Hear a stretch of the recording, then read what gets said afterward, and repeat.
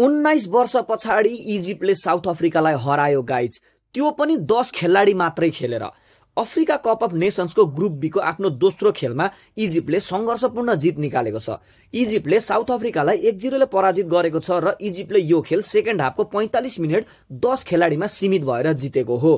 मोहम्मद हानीले 30औं मिनेटमा पहिलो yellow card र 45+2 मिनेटमा दोस्रो येलो कार्ड गरी डबल येलो कार्ड खाई मैदान छोड्दा इजिप्ट 10 खेलाडीमा सीमित भएको हो। खेलको एकमात्र गोल भने 45औं मिनेटमा आएको हो। मोहम्मद सालाले पेनल्टी मार्फत इजिप्टलाई 1-0 को अग्रता दिलाउँदा त्यही गोल नै निर्णायक बन्न पुग्यो। 2017 मा मोहम्मद सालाले अफ्रिका कपमा डेब्यू गरेपछि कुनै पनि प्लेयरले सालाले भन्दा बढी गोल यो टुर्नामेन्टमा गर्न सकेको छैन। उनको जम्मा 9 वटा गोल रहेको छ। तर साडियो मानेको 15 गोल इन्भल्भमेन्ट चाहिँ आजसम्म सालाको 13 गोल इन्भल्भमेन्ट्स भन्दा ज्यादा रहेको छ, जसमा सालाको यस टुर्नामेन्टमा 9 गोल र 4 असिस्ट गरी जम्मा 13 गोल इन्भल्भमेन्ट रहेको छ। साउथ अफ्रिकासँगको लास्ट 6 मिटिङमा इजिप्टले एउटा पनि जित हात पार्न सकेको थिएन।